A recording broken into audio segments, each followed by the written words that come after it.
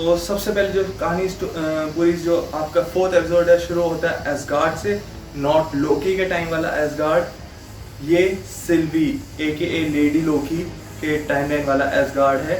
सो जब उस सीन में बेसिकली इसमें आपको स्टोरी की स्टार्टिंग में बताया था कि सिल्वी का बैकग्राउंड क्या था, वो किस लेडी लोकी की टाइमलाइन है। एक्चुअल में अभी तक उसको लेडी लोकी ही बताया जा रहा है और उसकी स्टोरी भी अब काफ़ी क्लियर होती आ रही कि वो लेडी लोकी ही है।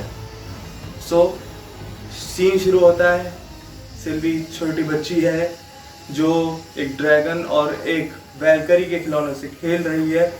देख रहे हो वैलकरी और ये उनके खिलौने हैं भाई। तो जहाँ तक मुझे लगता है कि ये उस कहानी का जिक्र होगा जहाँ पर वैलकरी ने हेला उसके साथ की फाइटिंग स्टोरी के साथ खेल रही है वो, और तभी हमारी एक नंबर डिटेक्टिव टाइप की और खतरनाक रवोना रेंसलेयर आ जाती है और उसको बोलती है कि तुम वेरिएंट हो, और वो ले जाती है। मतलब एक 10 साल की बच्ची को वो ले जाती है कि ये कहेगी कि वो वेरिएंट है। तो सबसे पहले ये स्टोरी दिखाई गई कि सिल्वी एक वेरिएंट कैसे बनी और क्या था। मतलब यहाँ से डाउट होना शुरू हुआ कि आखिर उस बच्ची ने ऐसा क्या किया कि भाई वो वेरिएंट हुई, तो वो उठा के ले गई। तो ये तो सबसे पहला पार्ट था कि शुरू होता है सिल्वी के बैकग्राउंड से कि हाँ फिर वो उधर गई, उसका भी सेम लोकी वाला सीन चेक हुआ, उसका सेशंस वगैरह हुए। मगर जब हियरिंग का टाइम आया तब ऐस की वो लेडी लोकी है, तो लेडी लोकी ने अपना हियरिंग टाइम पे खेल कर गई और वो टाइम पैड लेके चली गई। और उसके बाद वो अल्टरनेट टाइमलाइंस में अलग अलग टाइमलाइंस में वो पली बड़ी है। मतलब एक तरीके से वो कुछ 100 एपोक्लिप्स में जाके पली। सो इसके लिए भी बहुत हार्ड रहा है।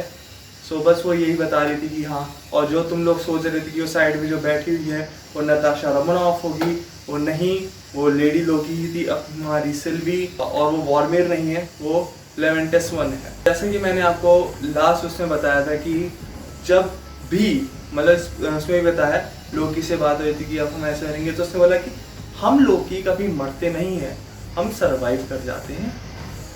और इसी तरीके से अगेन सरवाइव हुआ।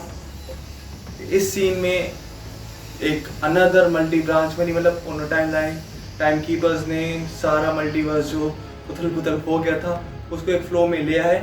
और उनको अचानक से चला कि भाई एक बहुत ही अल्टरनेट मतलब ये लाइन है और एकदम ऐसे खड़ी ब्रांच निकल रही है जो लेवेंटस वन की है। और पता लगा भाई लोकी उधर ही और दोनों चले गए। अब इस सीन में जहाँ तक मुझे लगता है कि वो कैसे हुआ, एक्चुअल में लोकी के अलग अलग कहानी है बट उसकी कहानी का सार एक ही है। मतलब टोटली ऑब्जर्वेशन जो एक ही है कि लोकी की डेस्टिनी ये है कि वो हमेशा अकेला ही रहेगा। हर कोई आके उसको ये बोलता है कि तुम अकेले रहोगे। जब लोकी अपने आप के पास मतलब लेडी लोकी के पास आया, दोनों में कनेक्शन बना, तो ये डेस्टिनी से कुछ चीज़ अलग हुई क्योंकि लोकी हैव टू बी अलोन। वो अकेला ही, उसकी अटैचमेंट किसी के साथ नहीं हो सकती, उसको अकेला ही रहना होगा और वो उसको कोई पार्टनर नहीं हो सकता। तो लोकी दोबारा से अपने आप से ही प्यार में पड़ गया और एक दूसरे के लिए फीलिंग्स आ गई। तो ये टाइमलाइन से काफ़ी हटके चीज़ हो गई। इवन इन अपोक्लिप्स में भी वो चीज़ चेंज हो गई। अपोक्लिप्स चेंज नहीं हुआ मगर लोकी का बिहेवियर चेंज हो गया जिसकी वजह से एक ब्रांच बन गई। तो कहानी में ये बताया गया है कि जब मतलब चीज़ें सॉर्टेड वगैरह हो गई थी, आगे चलते हैं तो पूछते हैं कि हाँ भाई मतलब तुम कब आई क्या है। तो इसमें बताया गया कि जो हमारी रवोना रेंसलेयर है वो शुरुआत में एक हंटर थी, जैसे C20 हंटर हुए थे तो वो जाती थी, तो वो लेके आई थी लेडी लोकी को जब वो 10 साल की थी और तब ये चीज़ें हुई। तो मतलब कि रवोना ने बहुत ज़्यादा टाइम लगाया है और बहुत मेहनत की है यहाँ तक इस पोजीशन में आने के लिए। तो उसके लिए भी बहुत सेंसिटिव बात है कि भाई इज्जत वाली बात है, मेंटेन रहनी चाहिए बिल्कुल। इसी तरीके से जब अलग अलग ला रहे थे, पकड़ लिया, दोनों को ले आए, उसको अलग कमरे में ले गए, उसको अलग कमरे में ले गए और हमारे मोबियस को बोला गया कि तुम जाके सिर्फ अपने वाले लोकी से बात करो क्या था। तो उसका वाला लोकी को पहले तो टाइम लूप में फेंक देते हैं, कुछ वो सीन दर्दनाक रहा था लोकी के लिए। फिर उसको टाइम लूप से निकालते हैं और वो पूछते हैं कि बताओ कि तुम्हारा प्लान क्या है। तो फिर लोकी अगेन झूठ बोलता है मगर वो एक सच और बोल देता है कि पूरा ये जो टाइम कीपर्स है, TVA है, ये सब तुमसे झूठ बोल रहे हैं। तो पहले मोबियस को इस पर कुछ विश्वास नहीं होता, वो सोचता है कि ये भी बोल रहा है, झूठ बोल रहा है, इसका एक और एक खेल होगा। मगर जब वो आगे थोड़ा जाता है तब B15 होती है जो कुछ एक अलग तरह की डाउट में होती है, जो उसके साथ 2057 वाले उसमें वो जब लोकी को ढूंढने गए थे, लेडी लोकी को, तब एन्चांट्रेस ने या मतलब कहीं लेडी लोकी ने एन्चांटिंग करके B15 को अपने मैनिपुलेशन लाई थी। और ऑब्वियसली आता उसको मैनिपुलेशन में लाने के लिए उसको मेमोरीज दिखानी होंगी, तो B15 तब से डाउट में थी कि क्या हुआ। और जब मोबियस सामने आया तब B15 पूछा कि आखिर हमने वैम्पायर्स को पकड़ा है, अलग अलग बड़े बड़े पता नहीं क्या क्या चीज़ों को पकड़ा है, मगर इन लोकियों के ऊपर इतना तवज्जो क्यों दी जा रही है, इतना है क्या भैया, ऐसी आफत क्या है ये लोकी। तब मोबियस को लगता है भाई कुछ तो डाउट है, और वो बताता है B15 को कि लोकी ने जैसे मुझसे ये कहा कि टीवी मुझसे झूठ बोल रहा है। और B15 को बहुत ज़्यादा डाउट हुआ कि भाई ये तो चीज़ खतरनाक है, और उसका जो डाउट है वो और गाढ़ा होता गया। तो इस पूरे उसमें कहते बाबा जब बात होती आ रही है तो हर कोई कह रहा है कि हमने भाई पिशाचों को पकड़ा है, वैम्पायर्स को पकड़ा है। तो वैम्पायर्स मैं बता दूं कि जिनको नहीं पता, MCU में ये बताना चाह रहे कि वैम्पायर्स एग्जिस्ट करते हैं। अब वैम्पायर्स के नाम से तुम सीधा टॉयलेट में मत चले जाने की एडवर्ट का लिखना नहीं, वैम्पायर्स मार्वल भी लाया था। सो अगर आपको नहीं पता तो एक कैरेक्टर है ब्लेड नाम का, जिसकी मूवीज़ भी आई थी 3-4, वो वैम्पायर होता है और वैम्पायर से लड़ता है। बहुत पहले आती थी, यूट्यूब रिएक्शन वगैरह पे भी हमने देखी है, मैंने तो वहीं पर देखी थी। सो आप जाके देखोगे तो शायद ये उसकी बातें कर रहे हैं। तो वैम्पायर एग्जिस्ट करते हैं MCU यूनिवर्स में, बिल्कुल MCU में है भैया, मान जाओ, क्योंकि ये बात बार बार बोली जा रही है। और शायद ये हिंट भी हो कि आगे आगे हमें वैम्पायर्स से रिलेटेड को देखने को मिल सकता है, क्योंकि ये एक अलग इतिहास रहा है मेरे भाई। वैम्पायर्स के साथ लड़ाइयाँ हुई है इवन एवेंजर्स तक की। इसलिए टाइम लूप में हमारे मूवी साहब कह देते हैं कि एसगार्ड के टाइम लूप में तब हमें कैमियो देखने को मिलता है, वो है सिफ का। सिफ सबको जानते होंगे, थॉर की फ्रेंड है, एसगार्डियन सोल्जर है, मतलब भैया बहुत तगड़ी है। तो इससे ये भी पता चल गया कि सिर्फ अगर आई है तो किसी वजह से आई है, उसकी एक मेमोरी बनाई गई है हमारे लिए। तो हो सकता है कि हम आगे इसे लव एंड थंडर में देखें थॉर के साथ, क्योंकि सिर्फ का वापस आना, वापस अपीयर होना कुछ कहता है हमारे लिए। ये नॉर्स माइथोलॉजी में भी है और MCU में भी एक स्टोरी बताई गई है कि लोकी ने एक बारी हमारी सिर्फ के बाल काट दिए थे, जिससे सिर्फ बहुत ज़्यादा गुस्सा हो गई थी। और फिर लोकी ने अपने जादू से एकदम तंत्र मंत्र करके यूं नहीं किया, मगर उसके जो सुनहरे बाल थे वो सोने के बाल कर दिए। और उसको इतने पसंद नहीं आए थे। तब जो हथियार वगैरह बनाते थे, लाइक थॉर वगैरह, जिन्होंने मिजलॉर वगैरह बनाया, मिलॉर, ठीक है, मतलब यार बोला नहीं जा रहा, तो उन्होंने उसके लिए उनको काले रंग में बनाया गया। तो इसमें बहुत इंटरेस्टिंग है कि उन्होंने एक रियल स्टोरी को इंक्लूड किया गया। तो ये उसी सीन से रिलेटेड है कि उन्होंने काट दिए थे। और तब बहुत दर्दनाक तरीके से लोकी को बताया जाता है कि वो अकेला ही रहेगा, वो डिजर्व करता है अकेला। भाई समझ के बोल रहा हूँ यार, बुरा लगता है भाई, आप लोग भी जानते हो यार। उसके बाद जहाँ तक मुझे काफ़ी चीज़ें लग रही है कि इसमें देखो, जैसे कि टाइम लूप में तो कहते मतलब अलग अलग अपोकलिप्स में सिल्वी पली बड़ी, और वैसे भी जो एसगार्डियंस होते हैं वो बहुत स्लो एज करते हैं, बिल्कुल। मगर अगर मोबियस को टाइम कीपर से बनाया है तो उसकी काफ़ी एज बूढ़ी हो गई है, मतलब बूढ़ा दिखाया गया है कि वो काफ़ी एज कर चुका है। मगर रवोना ने क्यों नहीं किया? सो इससे जहाँ तक ये लगता है जो टाइम ट्रैवलिंग करते हैं, ये एक क्वांटम रियलम का पार्ट है। कि क्वांटम रियलम में हर एक इंसान के लिए, मतलब हर एक जीव के लिए जो भी क्वांटम रियलम में जीता है, उसके लिए टाइम अलग तरीके से काम करता है। सो इसी तरीके से शायद ये क्वांटम रियलम में ही टाइम ट्रैवल कर रहे हैं, इसलिए रवोना की एजिंग का भी अलग सीन है, या फिर वो कुछ छुपा रही है। अरे तुम हुस्न परी, तुम जाने जहां, तुम सबसे हंसी, तुम सबसे जवान। एक सीन में वापस आएंगे, जब वो वापस हेडक्वार्टर्स में आते हैं तो मोबियस पूछता है कि भाई जो हंटर C-20 थी वो कहाँ है, तो उसे बोल दिया गया कि उसको ब्रूज कर दिया गया है, ख़त्म कर दिया गया, मतलब। तो पूछता है कि ऐसा क्यों, क्योंकि जब आई थी नॉर्मल लग रही थी। तो रवोना बताती कि भाई मतलब उसका दिमाग वगैरह हो चुका था, आउट हो चुकी थी वो, और उससे बोला भी नहीं जा रहा था, तो उसको ख़त्म करना पड़ा। क्योंकि जब सिल्वी ने बताया कि उसका मैजिक काम कैसे करता है, तब ऑब्वियसली बात उसने उसकी मेमोरी देखी, उसको ये बता दी कि उसका एक पास्ट है। तब से उसका एक पास्ट आ गया था जिसके लिए मोबियस भी खेलता है, और वो देखता है कि भाई C20 के साथ हुआ गया। तो वो यही बोल रही थी कि मैं यहाँ पर एग्जिस्ट नहीं करती, मेरा एक अपना पास्ट है और मैंने देखा है वो। और इससे पता चलता है कि उनकी पोल खुलने वाली थी, इसलिए उसका कर दिया गया। और मोबियस इसी बात को देख के हैरान होता है, और फिर वो लोकी के पास जाता है। लोकी को बोलता है कि मैं तेरी बात पे विश्वास करता हूँ, बट मुझे बता आखिर हुआ क्या। एन्चांट सिल्वी ने बताया कि उसका मैजिक काम कैसे करता है, तो तुम्हारी मेमोरी होनी चाहिए और तेरा भी एक पास्ट है, और तुम सब वेरिएंट हो, यहाँ पर कोई किसी टाइम कीपर्स ने कुछ नहीं बनाया।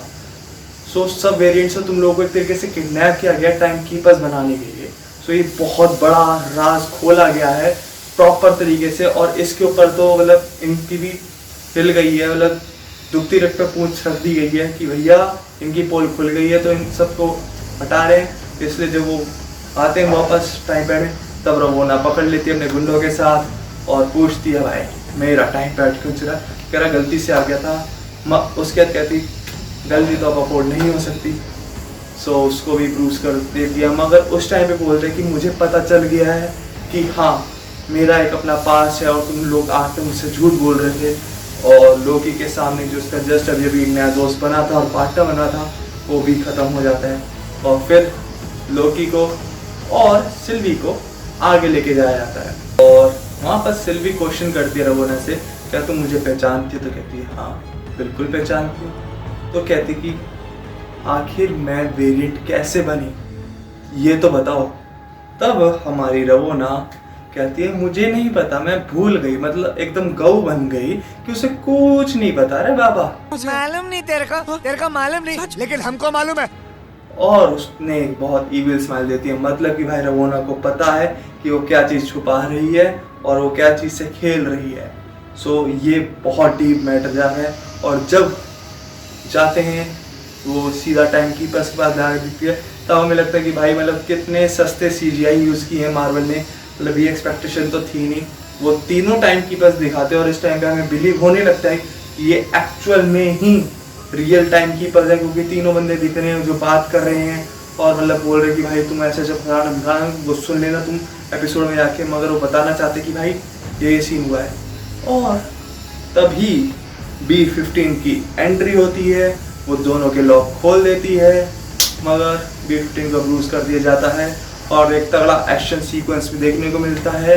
और सिल्वी रवोना का मुंह तोड़ तोड़ के बेहोश कर देती है, और जैसे उसके हाथ में स्वार आती है वो सीधा उनमें से टाइम कीपर्स को गला करके फेंक देती है। और जैसे ही वो देखती है तो पता चलता है वो टाइम कीपर्स नहीं, वो एक रोबोट था, एक एंड्रॉयड था, माइंडलेस एंड्रॉयड, जिसको कंट्रोल किया जाता, इसीलिए उनके इतने सस्ते CGI लग रहे थे।